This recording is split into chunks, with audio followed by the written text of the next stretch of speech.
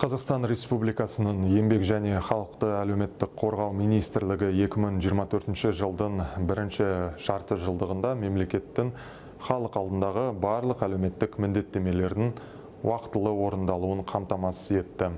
Ағымдағы жылдың бірінші қаңтарынан бастап базалық зейнетақы және барлық мемлекеттік жәрдемақылар инфляция деңгейіне, ал ынтымақты зейнетақы инфляция деңгейінен 2%-ға ілгерілеп индекстелетін болады.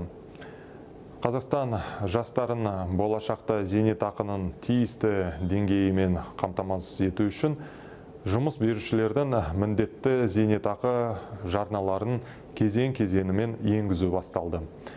Ұзақ уақыт бойы зиянды еңбек жағдайларында жұмыс істейтін адамдарды әлеуметтік қорғау деңгейін арттыру үшін 2024 жылғы 1 қаңтардан бастап арнаулы әлеуметтік төлем енгізілді. Бүгінгі күні республикалық бюджет қаражаты есебінен базалық және ынтымақты зейнетақыны қоса алғанда әлеуметтік төлемдердің 42 түрі төленеді. Осы жылдың 6 айында зейнетақы мен жәрдемақы төлеуге 4 миллион 310 мың адамға, оның ішінде 2,4 миллион зейнеткер мен 1,9 миллион мемлекеттік жәрдемақы алушыға 2 триллион 614 миллиард теңге берілді. Бұдан басқа әлеуметтік сақтандыру жүйесіне қатысатын 1 миллионнан астам жұмыс істейтін азамат мемлекеттік әлеуметтік сақтандыру қорынан 453 миллиард теңге сомаға 5 әлеуметтік тәуекел бойынша төлемдер алды. 2024 жылғы 1 шілдедегі жағдай бойынша өмірлік қиын жағдайға тап болған 67 мың отбасындағы 355 мыңнан астам адамға атаулы әлеуметтік көмек тағайындалды. Жұмыспен қамтуға жәрдемдесудің белсенді шараларымен 315 мыңнан астам қазақстандық қамтылды, 231 мыңға жуық адам жұмысқа орналастырылды, оның 98 мыңға жуығы тұрақты жұмыспен қамтылды. Еңбек нарығында сұранысқа ие дағдылар бойынша онлайн оқытумен 36 мыңнан астам жұмыссыз қамтылды, оның ішінде 33 мыңға жуығы оқуды аяқтады. Бастау бизнес жобасы бойынша кәсіпкерлік негіздерін оқытумен 38 мыңнан астам адам қамтылды. Оның ішінде 24 мыңнан астамы оқуды аяқтап, сертификаттар алды. 110 мыңнан астам қазақстандық қызмет саласын таңдау мақсатында әлеуметтік кәсіптік бағдарлаудан өтті. Бұдан басқа халықтың әлеуметтік осал санаттарына жататын азаматтарға жаңа бизнес бастамаларды іске асыру үшін 400 айлық есептік көрсеткіш мөлшерінде 4 мыңнан астам грант берілді.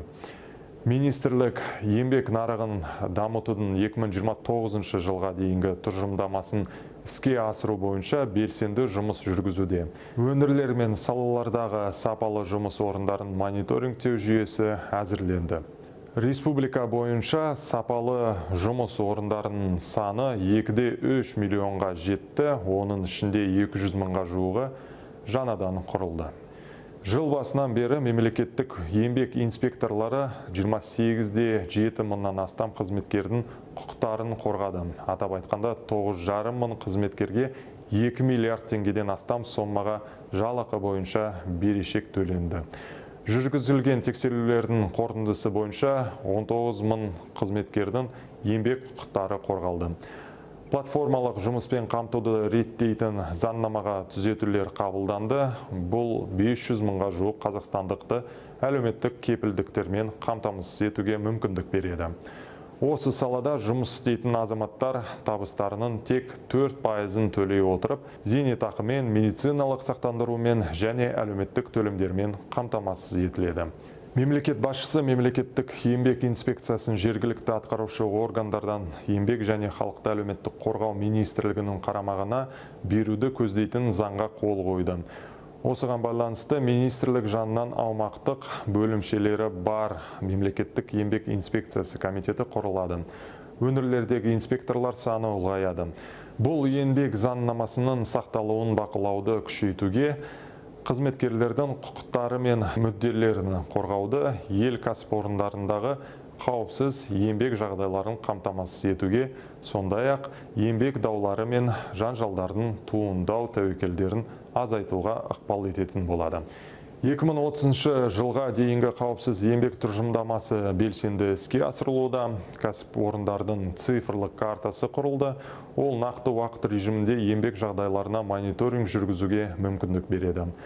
Болашақта барлық бизнес процестер автоматтандырылады. Бұл жұмыс орнын бағалау, жеке қорғаныш құралдарын және басқа кепілдіктерді ұсыну, барлық деңгейдегі еңбекті қорғау бойынша білімді тексеру.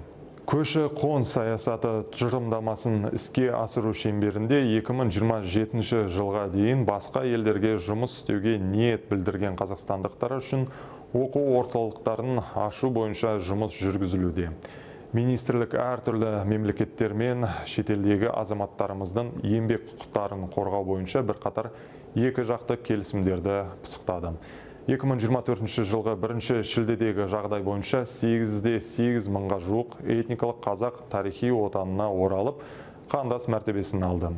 Жұмыс күшінің мобильділігін арттыру шеңберінде жұмыс күші артық өңірлерден 4,8 мыңнан астам адам өз еркімен жұмыс күші тапшы өңірлерге қоныс аударды. Барлық қоныс аударушыларға мемлекеттік қолдау шаралары көрсетілді.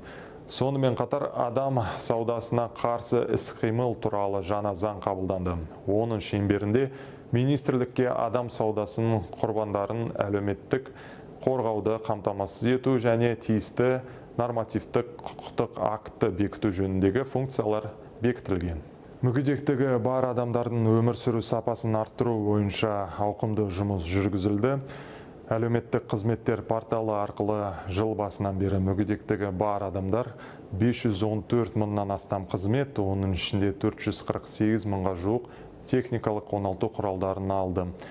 Медициналық әлеуметтік сараптама жүргізудің сырттай форматы бойынша пилоттық жобаны іске асыру шеңберінде мүгедектік тобын белгілеу үшін Қазақстанның барлық өңірінен 45,5 мыңнан астам өтінім қаралды.